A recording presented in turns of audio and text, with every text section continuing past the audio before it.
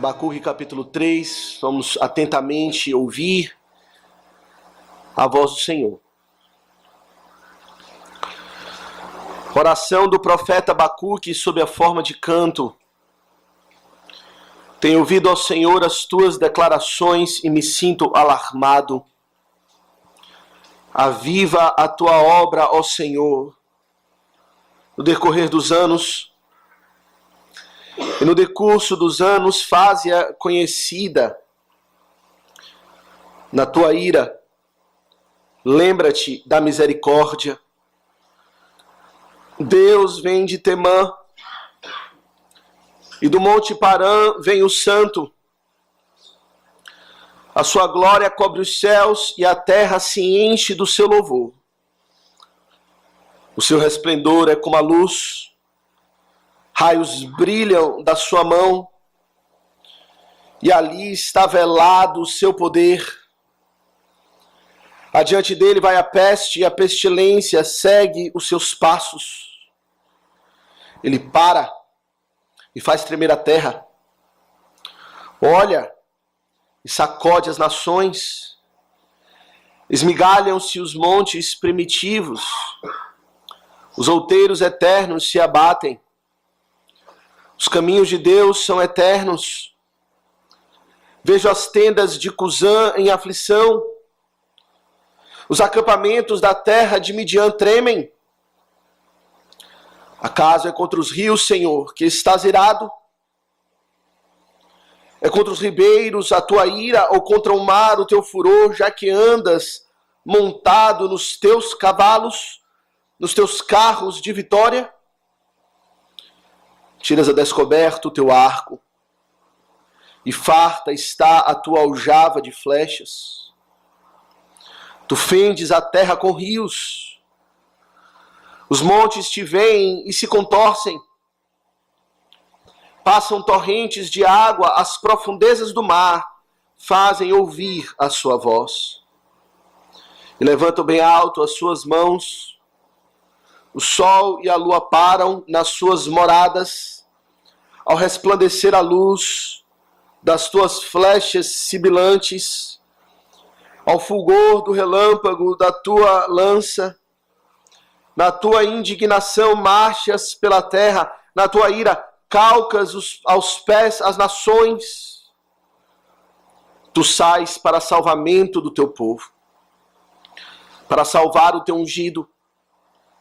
Feres o telhado da cabeça, da casa do perverso, e lhe descobres de todo o fundamento.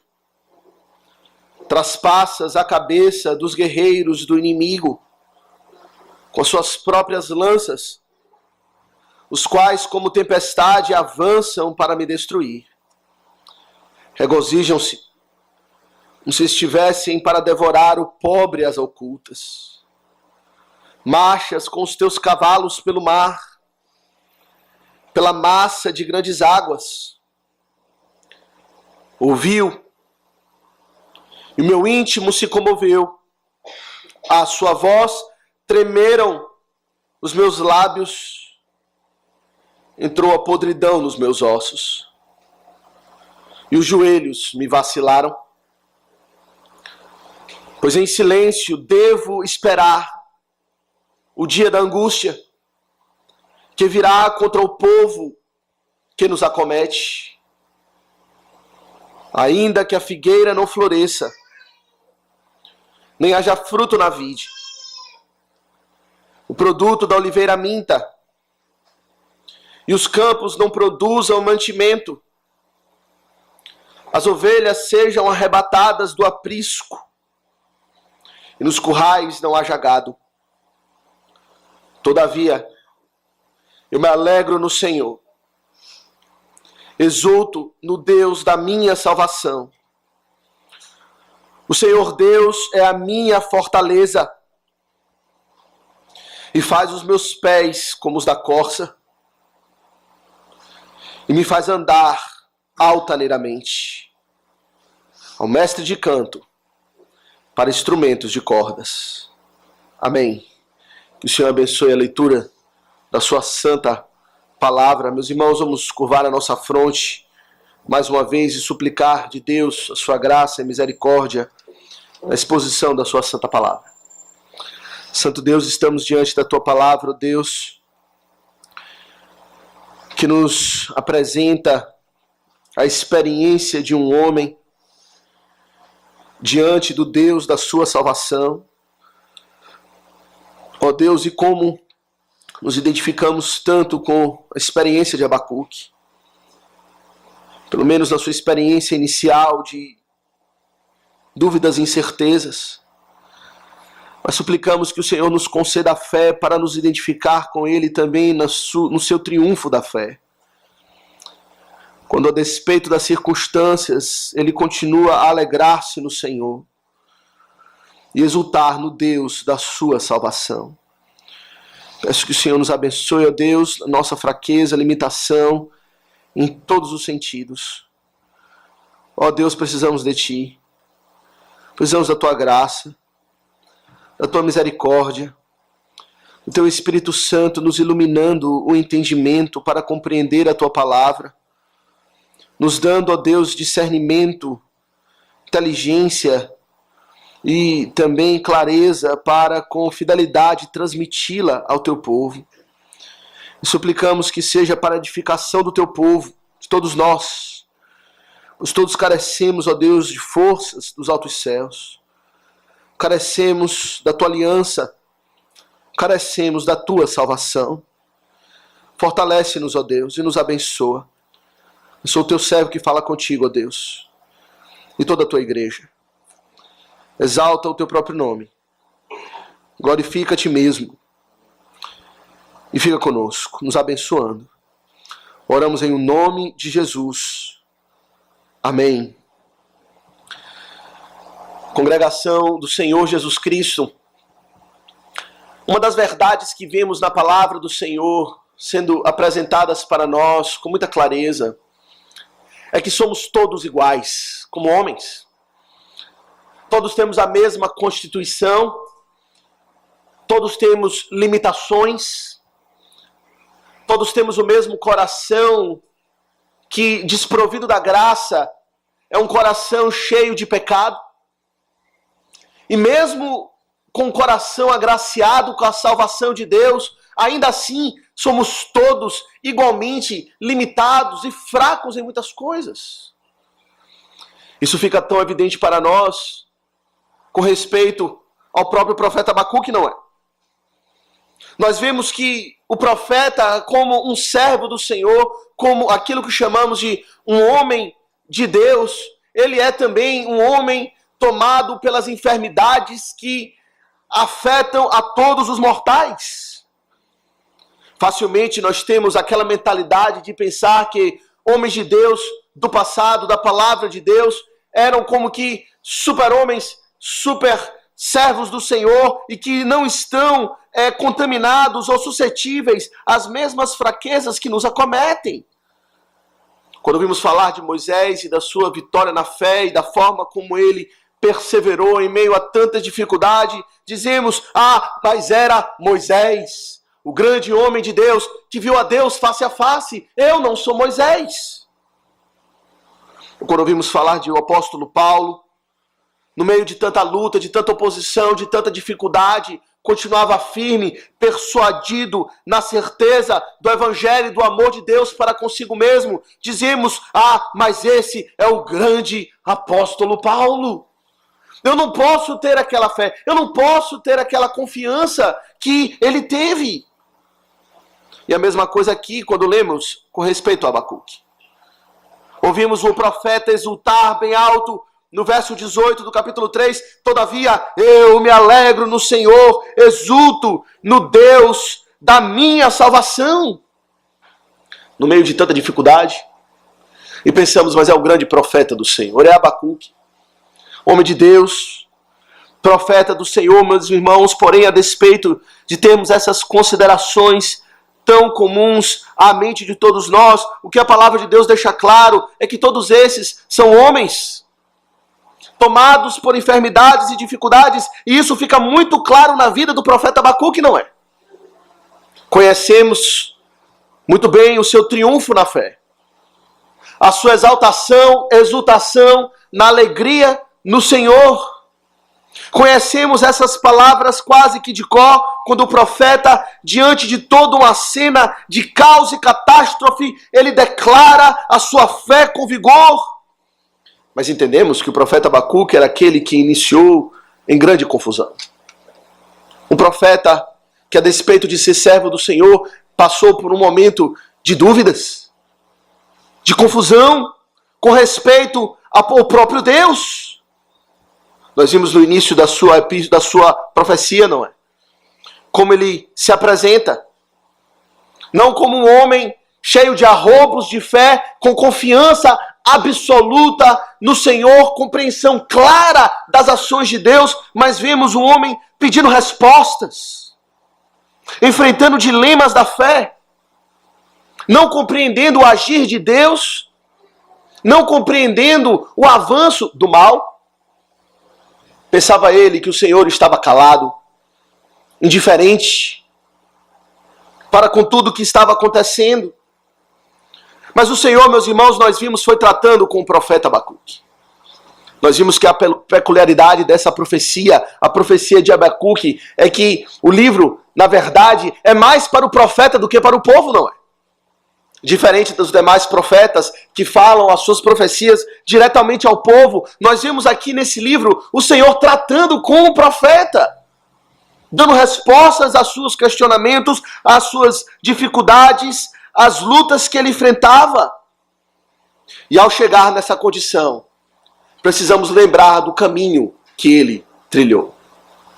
É o caminho que todos nós trilhamos. O caminho estreito. O caminho da fé não é fácil. O caminho da fé é por demais difícil. Testa os nossos corações, testa a nossa fé ao extremo, em dificuldades muito grandes e por vezes, como diz o apóstolo Paulo, chegamos ao ponto de desesperar da própria vida. Por causa do nosso próprio coração. Por conta das nossas próprias fraquezas. E meus irmãos, nessas palavras finais desse salmo, o profeta então, ele apresenta, por assim dizer, aqui nos versos 16 a 19, um resumo do seu testemunho, da sua experiência com Deus. De como ele passou por dificuldades, ouviu a resposta do Senhor e então alcançou o verdadeiro triunfo da fé. Porém não sem as dificuldades.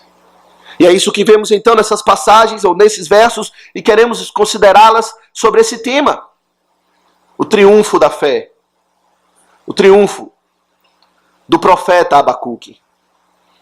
E a primeira coisa então que vemos, meus irmãos, ainda aqui no verso 16, é o profeta resumindo a sua experiência com o Senhor e confessando as suas limitações e a sua fraqueza diante daquilo que ele ouviu da parte de Deus. Ele diz o seguinte: ouviu, isto é, ouvi a resposta do Senhor que ele tanto pediu, que ele tanto clamou, e o meu íntimo se comoveu. À sua voz tremeram os meus lábios, entrou podridão nos meus ossos, e os joelhos me vacilaram. É essa a expressão do profeta depois de encontrar-se com Deus. Aqui está, meus irmãos, o profeta que no início da sua profecia apresentava uma postura de grande indignação e de força. Era o profeta que, ao falar com Deus, ele não meramente falava, ele não meramente orava, mas ele mesmo diz, ele gritava com Deus. Gritar-te-ei a Deus, no capítulo 1, verso 2, ele diz, gritar-te-ei, Senhor, violência e não salvarás. Ele sentia grande confusão no seu coração. A ponto de apresentar a Deus de forma nua e crua a sua indignação, a sua confusão. Mas depois de encontrar-se com o Senhor e de ouvir a tão esperada resposta do Senhor que ele recebeu enquanto ele aguardava, naquilo que ele diz na torre de vigia, aguardando para ouvir que resposta o Senhor daria. Quando ele ouviu a voz do Senhor, ele mesmo diz, o meu íntimo se comoveu. À sua voz tremeram os meus lábios. Entrou podridão nos meus ossos e os joelhos me vacilaram.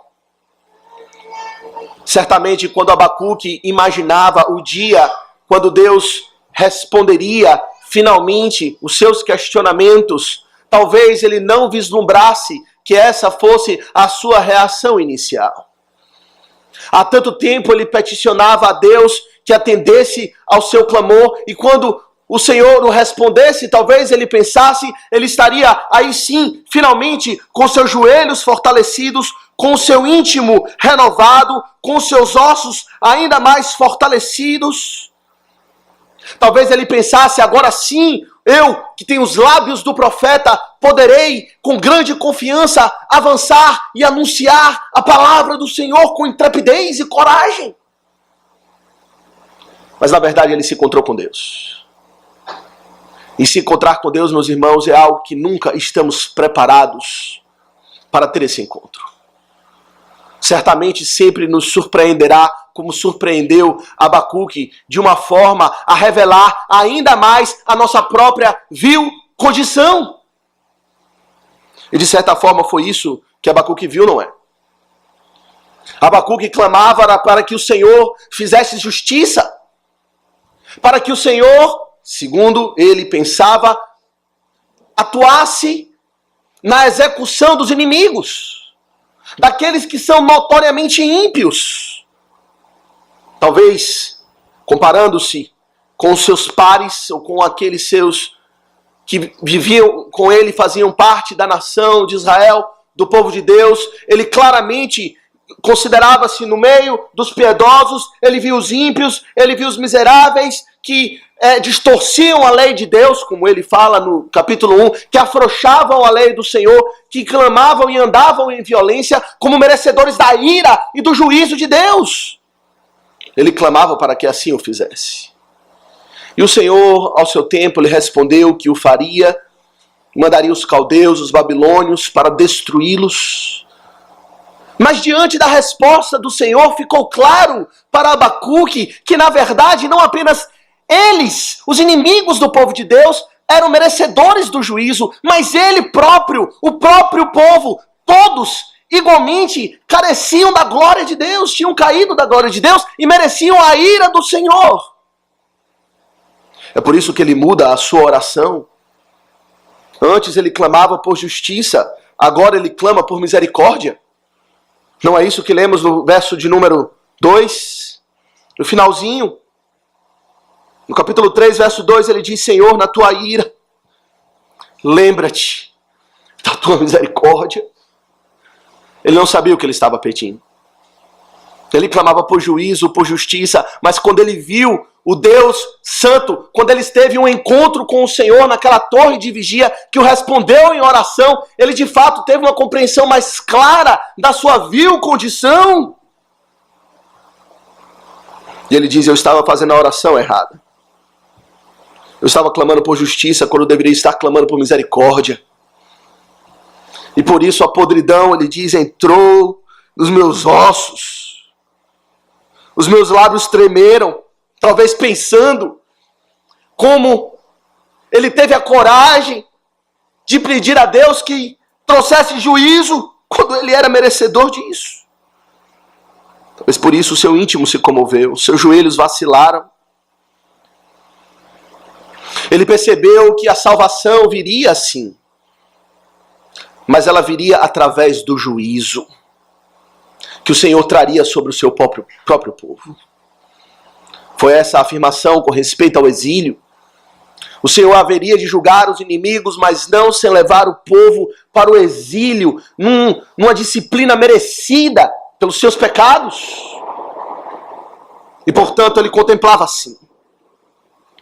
E meus irmãos, ao profeta revelar-se na sua fraqueza, com seus ossos tomados de podridão, ele está revelando a fraqueza do coração humano. Esse é o seu testemunho. Eu sou fraco, como todos os demais. Diante de Deus, quem pode suster-se? Diante do Senhor, quem pode permanecer de pé? Como cantamos no Salmo de número 15. Quem, Senhor, habitará no teu tabernáculo, na tua presença? Por isso os seus joelhos tremem. E ele mostra que ele era como todos nós. Diante de circunstâncias adversas, quando ele tem uma contemplação da realidade, ele revela fraqueza. Meus irmãos, todos nós somos assim. Tiago, ele deixa muito claro isso quando ele fala do profeta Elias, não é? Elias, o grande profeta do Senhor, que se destacou pela sua fé, que destacou-se pelo seu ministério profético, irrepreensível na presença do Senhor. Porém o profeta, ou melhor, o apóstolo Tiago nos diz, no seu capítulo 5, verso 17, que Elias era homem semelhante a nós, sujeito aos mesmos sentimentos, às mesmas fraquezas, às mesmas dúvidas, às mesmas incertezas, talvez a confusão com respeito à nossa compreensão de Deus, como aconteceu com Abacuque. E que por um momento vacilou. Todos somos assim, meus irmãos. Não existem super-heróis da fé. Não existem homens que estão acima das tentações do seu próprio coração. Aquele que está em pé, veja que não caia, diz o Senhor. Essa é a nossa constituição, meus irmãos. A própria palavra de Deus diz, quando o Senhor olha pela sua perspectiva para a constituição do homem, ele diz que ele conhece a estrutura do homem, ele sabe que somos pó. Sabe que somos pó, e ele diz isso de todos os homens. Diante de Deus não há forte, não há inabalável. Somos todos fracos. E essa é uma das grandes maravilhas da palavra de Deus, não é? Ela não esconde as fraquezas dos seus heróis. Todos eles. Abraão mostrou fraqueza. Moisés demonstrou as suas fraquezas. Davi, Jeremias, Abacuque, o apóstolo Pedro, até o apóstolo Paulo. Ele mesmo diz em 2 Coríntios 7:5, o grande apóstolo Paulo, corajoso, temente a Deus, inabalável. Ele disse que quando ele foi para a Macedônia, ele enfrentou tudo aquilo com lutas por fora e temores por dentro. Ele diz, o meu coração temeu. Ao enfrentar tudo aquilo, não pense que foi fácil. Não pense que foi como um grande super-herói que está disposto a enfrentar tudo com grande convicção e certeza de que vencerá todas as coisas. Ele diz, as lutas estão por fora, mas temores por dentro. Temores que brotam de um coração caído. Que embora regenerado, ainda não foi aperfeiçoado em santidade. E que, portanto, a fé que reside ali nem sempre está florescendo no seu maior vigor. E o profeta Abacuque confessa isso. Meus irmãos, essa é a realidade de todos nós, não é? Quando o profeta Abacuque, ele descreve, e temos visto ao longo de toda a sua profecia, e sobretudo esse verso 16, a sua condição, nos identificamos tanto com ele, não é? Que embora crentes, por vezes passamos por dificuldades, que precisamos compreender que embora as fraquezas de Abacuque o acometeram, ele não fez isso por falta de fé. Pois observamos que em toda a sua luta, ele permaneceu aos pés do Senhor. Ele gritava sim, mas ele gritava para com Deus. Ele estava confuso sim, mas ele estava confuso na torre de vigia, aguardando a resposta do Senhor. E mesmo assim, então, meus irmãos, nós podemos perceber que a fé pode existir e muitas vezes existe e talvez na grande maioria do tempo existe em meio a fraquezas. Nós pensamos que as coisas elas são preto no branco, não é? Ou somos fracos, absolutamente fracos, ou temos aquela fé com arrobos, ao tempo todo perseverando e glorificando a Deus em todo momento. Não é, por vezes, a nossa fraqueza fruto de um coração pecaminoso e a verdadeira fé em Deus, elas coabitam, existem no mesmo coração. É a experiência de todos nós. Meus irmãos, quantos crentes, ao enfrentar lutas e dificuldades, ao perseverar no Senhor, eles confessam que não é fácil. Não é fácil para a fé de crente algum enfrentar uma doença mortal na família. Não é fácil para a fé de crente algum enfrentar um câncer ou a morte ou situações de provação extrema. Mas a palavra de Deus nos mostra que homens de grande fé passaram por isso.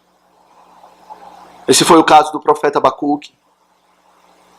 Ele viu toda a situação caótica ao seu redor, ele viu a mensagem de Deus, a voz de Deus, que o juízo estava vindo com grande intensidade, sim, e ele então reconhece que se sentiu alarmado, comovido, os lábios tremendo, podridão nos ossos, joelhos vacilando. Ele não esconde a sua fraqueza. Mas como ele lida com ela? Como ele lida com situações como essa? Eu lhe pergunto, como você lida com situações ou circunstâncias da vida onde a fraqueza toma conta do seu coração, você pensa que está a ponto de desfalecer, que os seus joelhos vacilam? Onde você busca força e não encontra? Como você lida com essa situação? Meus irmãos, o que vemos é o profeta dando o seu testemunho de como ele lidou com isso. Ele não escondeu a sua fraqueza, ele não escondeu as suas dúvidas, que ele apresentou com grande sinceridade para com Deus, mas ele apresenta o triunfo da fé. Ele apresenta de que é pela fé que ele vence todas essas coisas. E, meus irmãos, é unicamente pela fé que podemos passar do que vemos aqui do profeta passando, de uma condição de joelhos vacilando, de podridão nos ossos, de lábios tremendo, de íntimo totalmente comovido, para aquele que diz: eu exulto no Deus da minha salvação. Que mudança radical! Que mudança! Como podemos imaginar que é o mesmo profeta que fala no verso 16 e no verso 18? Apenas 2 versículos. No verso 16 nós temos um profeta totalmente quebrantado com as suas fraquezas. E no verso 18 nós temos um profeta com grande força, com grande exultação e alegria na presença do Senhor. Como ele vai de um ponto para outro? De vacilo, de incerteza, de fraqueza, para confiança. Quando estamos nessa situação de fraqueza, o mundo apresenta para nós várias alternativas, não é? Quando enfrentamos lutas e problemas, o mundo diz: busque coragem no seu interior. Enfrente as lutas, você pode, você é corajoso. Apresenta discursos motivacionais que inspiram homens. Você já viu aquelas palestras motivacionais que mostram uma pessoa que enfrentou grandes dificuldades na vida, teve todos os seus membros amputados, um caminhão passou por cima, era órfão de pai e mãe, foi abandonado na sarjeta, mas que a despeito de tudo isso, ele jamais desistiu, ele enfrentou uma grande dificuldade, mas ele buscou força em si mesmo, no seu próprio coração, e venceu, e foi encontrado então numa nova situação. Então esses discursos são apresentados e os homens se sentem motivados a enfrentar o mesmo, a buscar força no seu próprio interior, a ter coragem. Porém, aquela coragem não dura 1, 2 dias, pois a realidade não muda. As dificuldades estão ali. Ele pensa que é forte no seu próprio coração, mas de verdade ele vai descobrir, quando ele vai colocar o seu coração para trabalhar, que na verdade ele não passa de pó. Mas essa é a proposta do mundo. Ou então o mundo propõe diferente, diz: não se preocupe, as coisas não são tão ruins assim. Propõe uma nova perspectiva para você distorcer a realidade e analisar as circunstâncias, analisar a sua dificuldade, aquilo que traz podridão aos seus ossos, e pense: não seja tão pessimista assim, as coisas não são tão tristes quanto você pensa. Procure ter pensamentos positivos. Procure não considerar que as coisas são tão ruins. Você está exagerando. Olhe, na verdade, exemplos de pessoas piores. Essa, na verdade, é o conselho oposto. O primeiro conselho, olha, faz para você considerar, lhe chama para considerar exemplos de pessoas incríveis que passaram por superações quase que sobrenaturais. Esse fala para você olhar para outra situação. Sua situação poderia ser pior. Olhe as coisas boas que, na verdade, você está enfrentando. Tem uma outra perspectiva. Porém, nem sempre minimizar o problema faz o problema desaparecer, não. As dificuldades continuam ali. E não é fácil enfrentá-las da vida, seja elas quais forem.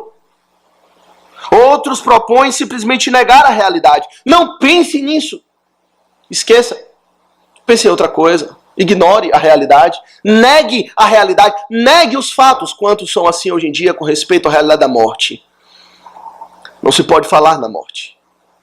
É preciso manter-se calado. Se alguém fala da morte, bate na madeira. Ou vai para lá com esse discurso. É mal olhado. Não fala não, que atrai. Não mencione essas coisas que chama. Você não sabe que chama. É bom não pensar. É a força do pensamento. Você ouviu falar, até alguns anos atrás, estava na moda aí uma proposta, um livro que saiu, O Segredo. Não sei quantos se lembram dessa moda que passou. Foi um livro que saiu, ficou muito popular e teve um DVD. E circulou também, e a proposta era essa, era a força do pensamento. Com a força do pensamento, era baseado em física quântica, eles diziam, com a força do pensamento, você tem como manipular a realidade, e a realidade vai mudar. Não pense sobre isso, não tenha pensamentos negativos, tenha pensamentos positivos. Crie a realidade, primeiramente na sua mente, e ela então passará a existir ao seu entorno. Eu lembro de uma pessoa que estava nessa moda aí do segredo, na época, tem uns 10 anos isso, mais ou menos. E ela conta que uma vez ela estava indo para o shopping, ela estava muito atrasada, e ela pensou que tem uma vaga para mim, que tem uma vaga... E tinha uma vaga disponível bem na entrada do shopping, e ela viu como funciona. Eu mentalizei uma vaga disponível para mim no shopping, e apareceu.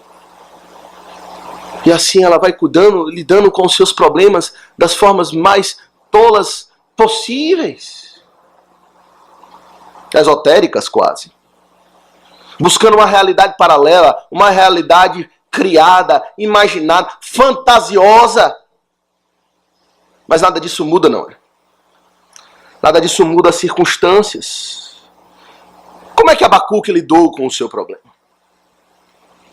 Quando ele tomou um banho de água fria da parte do Senhor,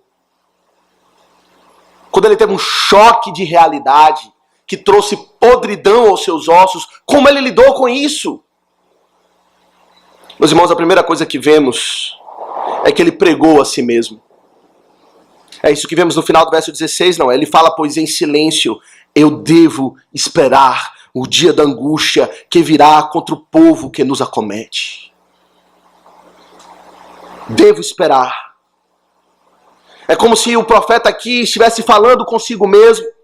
Ele se queixou tanto diante de Deus. Ele apresentou tantas dúvidas e questionamentos, gritando em todo o tempo, alarmado. Mas agora ele diz, calma. Espere em Deus. Em silêncio. Confia. Ele prega a si mesmo, não é? Ele fala a realidade à sua própria alma. Meus irmãos, quantos de nós, todos nós, precisamos aprender a pregar para nós mesmos? Precisamos trazer as verdades de Deus que conhecemos e falar, eu devo esperar nas promessas de Deus. Eu as conheço, a mim me foram anunciadas e, portanto, minha alma, devo aguardar em silêncio que o Senhor cumpra a sua palavra. Como era o caso aqui. Que o Senhor prometeu que viria um dia da angústia, quando ele haveria de livrar o povo dos seus inimigos. Ele diz, eu estou muito apressado. Aguarda. E vemos isso na palavra de Deus, não é? O salmista, tantas vezes, ele faz isso, ele prega para ele mesmo. No Salmo 42, verso 5, por exemplo, o salmista, ele diz: porque estás abatida, ó minha alma. Porque te perturbas dentro de mim. Espera em Deus, pois ainda o louvarei. Eu devo esperar no Senhor. Eu devo confiar no Senhor. É interessante, não é? Ele não busca a força do seu próprio coração, mas ele traz as verdades de Deus para o seu próprio coração. Ele compreende que não é buscando dentro dele que ele vai encontrar algo para tirá-lo daquela condição de podridão nos ossos, mas é trazendo algo externo para o seu próprio coração, que haveria então de trazer libertação. E o que ele traz são as promessas de Deus para o seu próprio coração. Ele prega para ele mesmo. Ele lembra daquilo que poderia dar esperança, daquilo que ele conhecia. A palavra de Deus, então, ele traz de volta e assim ele vai aplicando como que um remédio para a sua alma, como que um bálsamo, para poder estar liberto daquela vil condição. No Salmo 62, o salmista, semelhantemente, ele fala: somente em Deus, ó minha alma, espera silenciosa. Semelhante às palavras do profeta Abacuque, não é? Em silêncio, espera por Deus. Somente em Deus, ó minha alma, espera silenciosa. Dele vem a minha salvação. Só Ele é a minha rocha e a minha salvação e o meu alto refúgio. Não serei muito abalado, meus irmãos. Nós nos esquecemos dessas verdades. Das verdades espirituais. E por vezes somos acometidos de estarmos levemente inebriados com as coisas do mundo, e a sobriedade da fé, então, ela se enfraquece e precisamos que a fé seja pregada a nós. E se for necessário, nós mesmos iremos ser os pregadores das nossas almas para nos lembrar das promessas de Deus em Cristo Jesus. E assim expurgar pouco a pouco as debilidades da fraqueza do coração humano. E o que ele prega para ele mesmo é a fé, não é? Ele não apenas fala verdades ao seu coração, mas ele fala das verdades da fé. E é interessante que vemos então a segunda forma, como ele lida com isso. Ele não lida negando a realidade. É esse talvez o ponto mais conhecido do profeta Abacuque. Quando ele, a partir do verso 17, ele narra a sua circunstância ou aquela sua nova disposição, ele não faz negando a realidade. Ele está plenamente consciente da realidade que viria da parte do Senhor sobre eles. E portanto ele reconhece, ainda que a figueira não floresça, e nem haja fruto na vide, o produto da oliveira minta, e os campos não produzam mantimento, as ovelhas sejam arrebatadas do aprisco, e nos currais não haja gado. Alguém diria hoje, com a nossa mentalidade moderna: pare de falar isso, Abacuque atrai. Não diz essas coisas. Mas ele não nega a realidade. Ele fala aqui do ponto de vista hipotético, não é? Ainda que. Mas ele sabe que esse ainda que era uma certeza. O Senhor já tinha revelado que grande desastre e calamidade estava aguardando o povo de Deus. Aquilo que ele fala hipoteticamente, ele sabe que era a realidade que muito em breve ele haveria de passar. Ele não lida com as suas dificuldades negando a realidade, distorcendo a realidade, tentando pensar em outra coisa, buscando força no seu próprio coração. Não, ele sabe muito bem que a desolação haveria de chegar sobre o povo de Deus. Tudo que ele fala aqui são itens de subsistência básica, não é? O fruto da terra, o alimento, as ovelhas. Ovelha representava riqueza. Os currais não haja gado. Os campos não produzam mantimento. Ou seja, em outras palavras, ainda que a morte esteja na esquina, ele não nega a realidade. Porque nós negamos a realidade. Não é necessário negar a realidade para enfrentar e triunfar sobre elas. Não é preciso mentir dizendo que as coisas serão melhores quando sabemos que não serão, do ponto de vista humano. Quantas pessoas enfrentam, por vezes, as lutas, isso vemos muito no meio pentecostal, as lutas e as dificuldades dessa vida, anunciando, decretando, profetizando da parte de Deus uma situação completamente diferente. Se tem alguém com câncer e vem uma pessoa visitar nessa mentalidade, ele decreta, ele repreende toda doença e anuncia que certamente, em nome de Deus, será curado. Quando Deus pode curar ou não. Temos que aprender a encarar a realidade. Nas nossas reuniões de oração, nós apresentamos a Deus, não é, as nossas petições, e são muitas delas ligadas a dificuldades. Saúde, desemprego, enfermidades, aflições, familiares, pessoais, nacionais. Mas temos que aprender a ter essa fé de Abacuque, que triunfa, que não ignora a realidade, e que ao orar deve orar para Deus, ainda que pedindo a sua libertação, Senhor, seja feita a tua vontade. E que o Senhor talvez nos negue todos os nossos pedidos. E ao invés de saúde, nos conceda enfermidade. Ao invés de prosperidade, nos conceda pobreza. Essa pode ser a vontade de Deus. Ao invés de aliviar, pesar ainda mais a sua mão. Não foi assim com Jó. Notícia atrás de notícia. Cada uma pior do que a outra. Quando ele pensou que chegou no fundo do poço, um abismo se abriu diante dele. Não havia sinal de melhora. Não havia nenhuma perspectiva de mudança da sua condição. E é assim que acontece, meus irmãos, com muitos de nós. Sabemos que as dificuldades existem, fazem parte da vida. Os crentes têm uma perspectiva realista da vida. Os crentes devem ter. E saber que vivemos em um mundo marcado pelo pecado. E que por conta que o pecado entrou no mundo, as dificuldades irão existir. Viver é muito difícil. Viver não é fácil para ninguém. Às vezes olhamos, né, a vida daquelas pessoas abastadas e pensamos que as aflições dos mortais não o acometem. Como diz Asaf no Salmo 73. Eles não passam pelas aflições dos mortais. Mas não se engane. A vida não é fácil para ninguém. Todos passamos por dificuldades. Todos nós. Sobretudo no caminho da fé. No caminho da fé, o apóstolo Paulo, em Romanos 8, ele diz que existe tribulação, angústia, perseguição, fome, nudez, perigo, espada. O próprio Senhor Jesus disse, no mundo tereis aflições. O Senhor não doura pílula.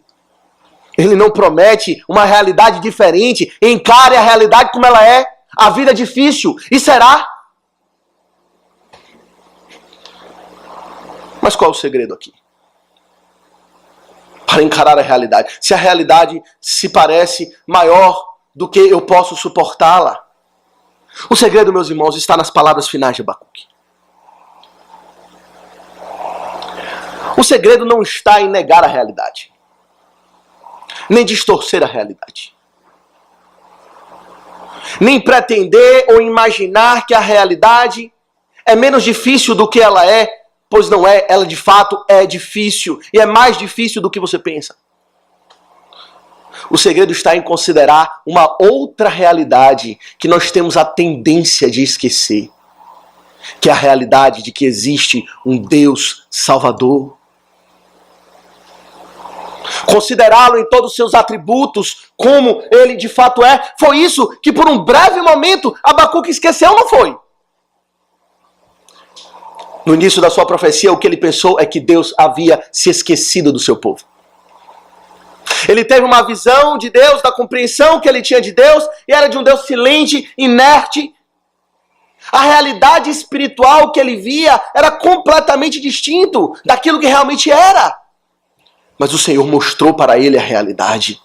E a realidade que o Senhor mostrou para ele está aqui resumida no último verso do capítulo 2. O Senhor, porém, está no seu santo templo. Cale-se diante dele toda a terra. Abacuque esqueceu disso por um segundo. Ele esqueceu desta realidade. Ele esqueceu desse ponto. Certamente não é que ele não conhecia essa verdade, ou que ele negasse a realidade do reinado de Deus. Mas ele não exercitou a sua fé na confiança da soberania de Deus. E o Senhor então diz para Abacuque: cale-se, eu estou no meu trono. E então ele vê a realidade como ela é. Não apenas a realidade dos seus problemas e dificuldades, da sua condição, onde a ira de Deus deveria cair sobre ele, mas ele ter a visão completa do Senhor, sentado no seu alto e sublime trono, reinando e reinando para salvar. É isso que ele fala de Deus, não é? Ele contempla Deus, é essa a resposta, e ele contempla Deus pelo menos sobre 3 perspectivas diferentes. Ele considera Deus como o Deus da aliança. Não é isso que ele diz? Todavia, eu me alegro no Senhor, exulto no Deus da minha salvação. O Senhor, Deus, é a minha fortaleza. Quando ele se refere ao Senhor, ele usa o nome pactual de Deus. Senhor, em letras maiúsculas, Yahvé, o Deus da aliança. Ele lembra aqui, eu estou me relacionando com Deus de Abraão, de Isaque e de Jacó. Passarão os céus e a terra, mas as minhas palavras não passarão, diz o Senhor. A aliança que eu firmei com o meu povo é uma aliança segura, firme em todas as coisas. E se Deus está em aliança conosco, se Deus é por nós, quem será contra nós? É isso que precisamos, não é? Ter a certeza de que Deus está conosco. Ter a confiança de que estamos em verdadeira aliança com o Senhor. Entramos numa aliança, num pacto de graça com Deus, no qual Ele firma os termos da aliança, o qual Ele garante a vitória daqueles que estão debaixo da sua bandeira e da sua liderança espiritual. Ele lembra-se do Senhor, o Deus da aliança. Mas ele lembra que Deus é o Deus forte. Em segundo lugar, no verso 19, o Senhor Deus é a minha fortaleza. Ele não busca força no seu próprio coração, não é? Essa é a grande pedra de tropeço que um homem natural tem para abraçar o Evangelho. É reconhecer-se fraco. Sobretudo o homem moderno, que é um homem arrogante, soberbo, e que pensa que é sábio, inculca-se por sábio, como diz o apóstolo Paulo escrevendo aos Romanos. Compreende-se inabalável, forte, altivo. Mas o profeta reconhece que a força que ele tem, que ele terá para enfrentar a realidade da morte, a realidade da escassez, a realidade da pobreza, a realidade do juízo de Deus recaindo sobre eles, a força virá de Deus. Deus é a minha fortaleza. Que figura, não é? O que ele ouviu é que os inimigos estão chegando. Os caldeus estão avançando com grande força. Os seus exércitos percorrem a redondeza da terra, diz Abacuque. Eles vêm com grande força, eles vêm com violência, eles vêm com sede de sangue, prontos para matar, sem misericórdia. Mas o Senhor revela para ele uma outra realidade. Uma realidade muito superior da força de Deus. E ele diz: Deus é a minha fortaleza. Nele jamais serei abalado. Nele os meus pés, ele faz os meus pés como da corça. Ele me faz andar altaneiramente. Que contraste, não é? No verso 16, os seus joelhos vacilam. Ele está tremendo. Mas quando ele exercita a sua fé, quando ele prega para ele mesmo, ele lembra-se das promessas de Deus, ele lembra quem Deus é. Agora ele tem pés rápidos como a corça e ele sobe até os lugares altos da terra. Pela força que ele tem em ele mesmo? Não, de modo algum, pela força de Deus. É isso que precisamos compreender, meus irmãos. Não venceremos pecado algum, não venceremos circunstância alguma, não venceremos verdadeiramente dificuldade alguma nessa vida, se não confiarmos na força que vem de Deus. Onde está a nossa derrota? É em confiar em nós mesmos. Isso fica tão ilustrado em Pedro, não é? Quando o Senhor chama para andar sobre as águas. O Senhor ali deu uma parábola viva para nós. O Senhor firme. E vem Pedro caminhando por sobre o mar. E as grandes ondas chegando sobre ele. Ele tira os olhos de Deus. Ele coloca as olhas nas ondas. Ele coloca os olhos na figueira não florescendo. Na vide sem frutos. Na oliveira sem produzir. Nos campos sem produzir o mantimento. Nas dificuldades. Na circunstância do juízo de Deus. Ele começa a afundar. Mas então ele clama: Senhor, tem misericórdia. Estou perecendo. E o Senhor estende a sua mão. Dá a ele força para novamente andar sobre as águas. Vencer aquilo que é impossível para o homem. Vencer sem Deus. É impossível para o homem vencer sem Deus. Eventualmente as ondas irão nos engolir. Se não for nessa vida, será na eternidade sem Deus. O homem pode morrer crente que está abafando, sem perceber a sua fraqueza. Mas no primeiro minuto da sua morte, ele terá consciência de que ele está afundando perante a sua própria condição, num abismo do inferno. Mas Abacuque confia agora na força que é em Deus. E os seus pés não vacilam mais, mas andam altaneiramente. Mas ele fala de Deus e talvez esse seja o clímax, não é? O Deus da sua salvação. Verso 18, todavia, esse todavia. São uma das coisas mais maravilhosas na palavra do Senhor, são as suas conjunções adversativas. É quando ele considera a realidade do homem, mas Deus, como diz o apóstolo Paulo aos Efésios, sendo rico em misericórdia, pelo grande amor com que nos amou. Ainda que a figueira não floresça, nem haja fruto na vide, todavia, eu me alegro no Senhor e exulto no Deus da minha salvação. Aqui está o reconhecimento. Eu sou pecador, Senhor. Falei precipitadamente. Clamei pela tua justiça sobre todos os homens. E talvez por um momento eu me esqueci. Eu sou pecador e careço da salvação de Deus. Mas agora ele reconhece: eu, Senhor, tu és o Deus da minha salvação. Que expressão pessoal. Que expressão íntima.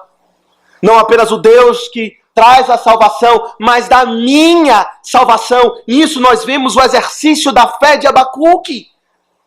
Da confiança que ele tem em Deus, pois é o seu Deus que o salvou dos seus pecados. E é aqui que nós vemos Cristo, talvez. Em todos os termos, não é?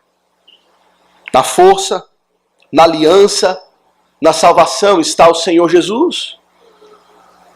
É o Senhor Jesus que operou todas essas coisas concretamente na vida do seu povo. Ele representa a aliança da graça. O Deus de Abraão, de Isaac e de Jacó é aquele que culminou em Jesus Cristo. Nele todas as promessas de Deus têm o sim e o amém. O seu sangue é o sangue da nova aliança. Ele é o único mediador entre Deus e os homens. Aquele que de fato garante a aliança pela sua morte e pelo seu sacrifício. Ele é a nossa força. Ele venceu a morte e o inferno. Ele venceu todos os nossos inimigos. Ele é aquele que é chamado de mais valente. Triunfou sobre os nossos inimigos e os expôs publicamente, rasgando, vitorioso, o escrito de dívida que estava sobre nós. Na cruz, Cristo é vitorioso. Mas ele aqui propriamente diz, ele é o Deus da nossa salvação. E talvez esse seja o ponto principal. Pois esse é o fim da aliança, não é? Salvar. Nos resgatar, nos trazer em reconciliação com Deus. Esse é a aplicação da força de Deus, é força para salvar. O apóstolo Paulo diz, eu não me envergonho do evangelho de Deus, porque é o poder de Deus, é a força de Deus para a salvação de todo aquele que crê. A salvação é o ponto central. Nos salvando dos nossos pecados, nos salvando do império das trevas, nos salvando do mundo, nos salvando de nós mesmos, nos salvando da ira de Deus, nos salvando para Deus, para viver para Deus, e Jesus é o seu nome, porque Ele salvará o seu povo dos seus pecados. Abacuque compreendeu isso finalmente. E é a compreensão dessas realidades, das realidades espirituais, a compreensão do Evangelho, a compreensão de quem Deus é, da sua aliança de graça, do Messias, é que deu a ele força para triunfar sobre as circunstâncias. Para ainda que a figueira não florescesse e não houvesse fruto na vide, e que ele tivesse que enfrentar a própria morte, ainda assim, ele se alegrava em Deus. E perceba que ele não diz, eu confio em Deus. Ele diz, eu me alegro em Deus. A alegria mostra que a sua fé era operante. Era uma fé viva. Ele mostra que a sua confiança não era estéril, mas produzia os frutos de paz. Como podemos dizer que confiamos em Deus se vivemos angustiados e atribulados com todas as coisas que nos acometem? Estamos aqui preocupados, angustiados com a nossa nação, não é? Se tem uma coisa que estamos todos felizes hoje é que finalmente acabou a eleição. Acabou.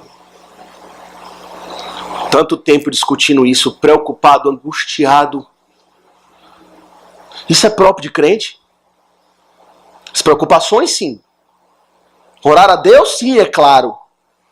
Mas o pavor, o medo exacerbado, não. Ainda que tudo que é de ruim tome conta de Brasília. Ainda que o nosso país se afunde na pobreza, na miséria, na recessão econômica. Ainda que o mal se alastre. Será que podemos dizer isso?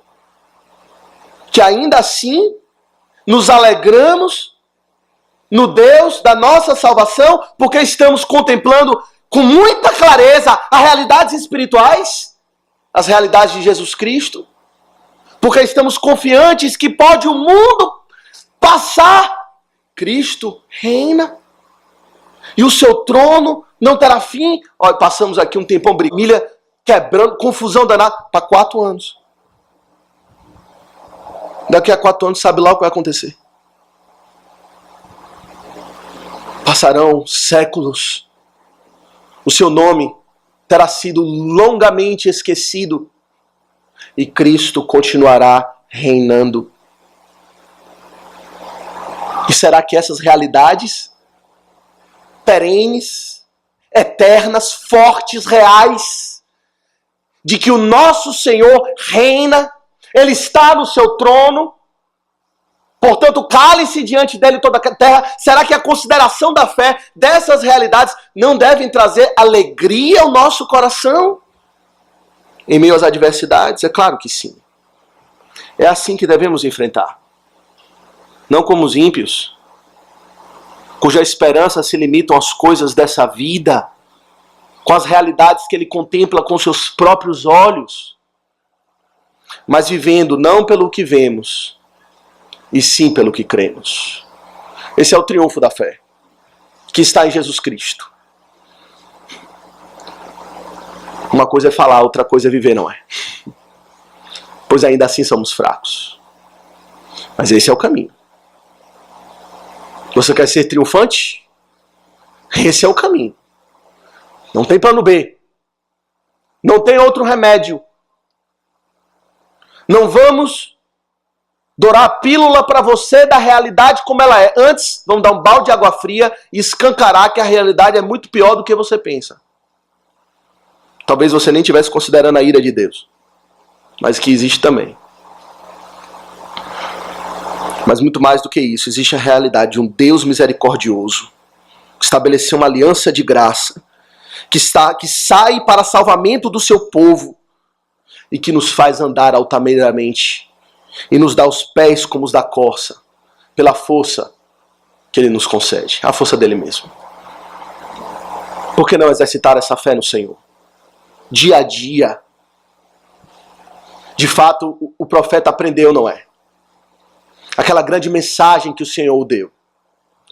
E o disse para colocar em letras garrafais para que todos lessem até que passa correndo. Que o justo viverá é pela fé. Não pelo que ele vê, mas pelo que ele crê. Que o Senhor nos conceda uma fé viva, fortalecida no Senhor. Só assim triunfaremos diante de todas as circunstâncias. Que o Senhor nos abençoe. Amém.